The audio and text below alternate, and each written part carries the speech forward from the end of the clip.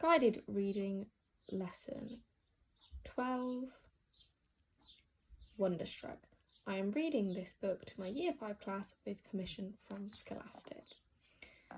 So, last lesson we finished with Rose writing this letter or note, and it said, I wish. I just want you to think back to your prediction. What did you think she was going to wish for? Just have a think. I wish I belonged somewhere. Is this what you were expecting? Why do you think Rose might feel like this?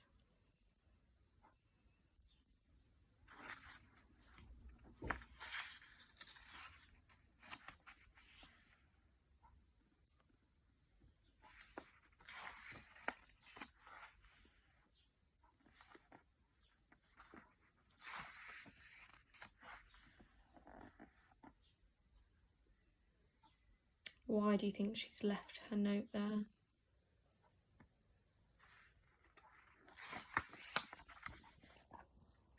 Ben pressed his hands against the meteorite.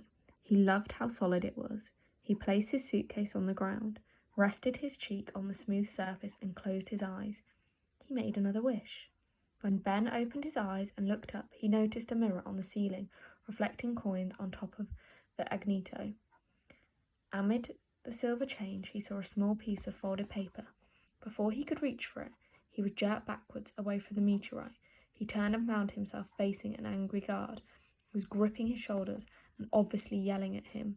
Just as Ben was about to apologise, someone darted past behind the guard, and Ben tried to shake himself free, but he couldn't. He tried to read the guard's lips. He thought he was asking where Ben's parents were. My parents told me to meet them in the Hall of Ocean Life in 10 minutes. The guard shook his head, something else, and then looked towards the Hall of Gems and Minerals. But there seemed to be a problem. He said one last thing to Ben before walking away. Carefully, Ben balanced on the top of his suitcase, reached up and grabbed the note. He unfolded it. In green ink it read, "What's inside the box?" How long had the note been sitting up there? Ben wondered. He reread it and thought about the museum box in his suitcase. Had he put it back when everything spilled out on the steps? He couldn't remember. He opened his suitcase and dug through his clothes. The box wasn't there. Turning the note over, Ben discovered a little hand-drawn plan of the museum's first floor, also in green ink. Running through the whole thing was a long dotted line that twisted through the hallways and ended like a treasure map with an X. Ben followed it room by room until he came to a narrow corridor lined with dioramas. It hadn't passed before. The X on the map was in front of the fifth one. Looking at the diorama, Ben felt the hair on his back of his neck stand up.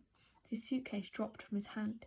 He was staring into the shimmering lights of the aurora borealis cascading across a painted night sky.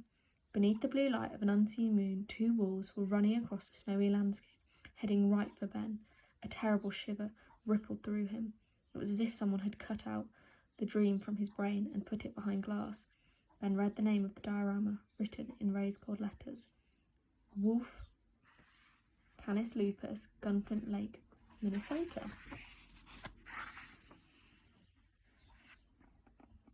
What do you think this card is saying to Rose?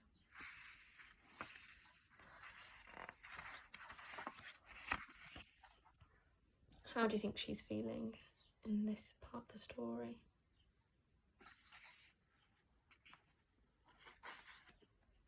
Do you think she understands what the guard is saying? As we know, she can't hear what the guard is saying.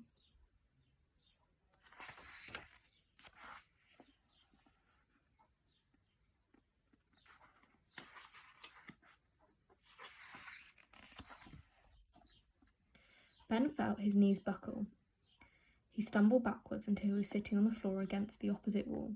How was this possible? The walls couldn't be here, but they were. He was staring at them with his own eyes.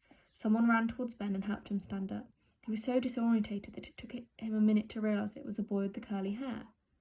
A family of two little kids stepped around Ben's suitcase, which was still in the middle of the floor. The curly-haired boy ran over to it to get it, and Ben could see him apologise to the woman. As he returned the suitcase to Ben, his mouth was moving. Ben watched his lips, then said, "Thank you." He straightened himself up and rubbed his face with his hands. The boy smiled a lopsided grin. He took the green knapsack off his shoulder and unzipped it. He pulled out the museum box and handed it to Ben, who hugged it to his chest. The boy was still talking, and Ben could tell he was supposed to answer a question he had asked, but he had no idea what the question was. Ben interrupted. "Why did you pick this diorama to meet me at?" Then he watched helplessly as the boy answered. Ben stared at his lips and his pointing hands, trying desperately to figure out what he was trying to say before the lightning strike. Every now and then he would cover his good ear and try to lip read. He was never able to do it, unless the words were very, very simple. Ben kept staring at the boy's mouth. He repeated his question. The boy cocked his head and squinted at Ben. His mouth moved some more. Then he pointed to the diorama. Ben nodded. With his exaggerated slowness, the boy's hand extended forward and pulled the museum box from Ben. He pointed to the engraving of the wolf on the lid, then back to the walls in the diorama. Of course, the walls on the box had given the boy the idea to meet him here. An old woman with long white hair walked up to the diorama and stood right next to the boys. She smiled kindly in their direction without really looking at them, then stared into the moonlit diorama. Ben and the boy waited for her to leave, but she stood there, looking at the walls and the trees and the curtains of lights in the painted sky. The boy pulled Ben away from the glass to let the old woman have her time with the walls. He led Ben down the hall to the mountain goat diorama. Ben closed his eyes for a moment and leaned against the wall. When he opened them again, the boy's mouth was moving, and his hand was beside Ben's head, making a snapping motion, just as the nurse had done in the hospital. The boy reached into a pocket and pulled out a little spiral-bound notebook and green pen. He wrote something and handed the notebook to Ben, who read the words, "Are you deaf?" Reluctantly, Ben nodded. "No wonder you ignored everything I said." Ben shrugged, motioning towards the old woman the boy wrote. "She's here all the time." Then he pointed to himself and wrote, "Jamie." "I'm Ben." Jamie started making strange shapes with the fingers of his right hand. When Ben didn't respond, Jamie wrote, "Don't you know sign language? I learned the alphabet in school." Ben shook his head. "Why not?" Ben touched his ear. "It's only been a month," he said. "What happened?" Jamie asked. Ben read his lips. "Lightning," he answered. "Lightning?" Ben nodded. "I thought lightning killed you," Jamie wrote. Ben raised his eyebrows as if to say, "I guess not." And Jamie looked as though he understood. Jamie gestured towards Ben's suitcase. "Run away." Again, Ben nodded. He saw Jamie mouth the word, "Wow." Then Jamie wrote, "From where?" Before Ben could answer, the old woman passed them out of the hall. The boys returned to the walls. Ben stared into their shiny glass eyes, mesmerised, until Jamie tapped him on the shoulder and placed his fingers next to the words, "From where?" Ben pointed to the golden letters on the diorama that spelled out Confident Lake. Jamie laughed. Ben pointed again, staring hard at Jamie. The boy's eyes went wide. He put his hand on Ben's shoulders and moved him so he was standing with his back to the glass. Then Jamie backed up, lifted his camera and snapped a picture.